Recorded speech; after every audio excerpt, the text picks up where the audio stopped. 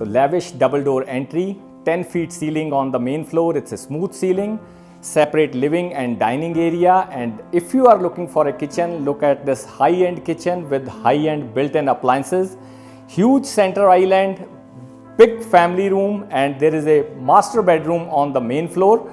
And upstairs we have the option for the 4-bedroom, and there is a loft which can be converted into a 5th bedroom. So altogether there is an option for 6 bedroom on this house, and all the bedrooms are connected with the washroom.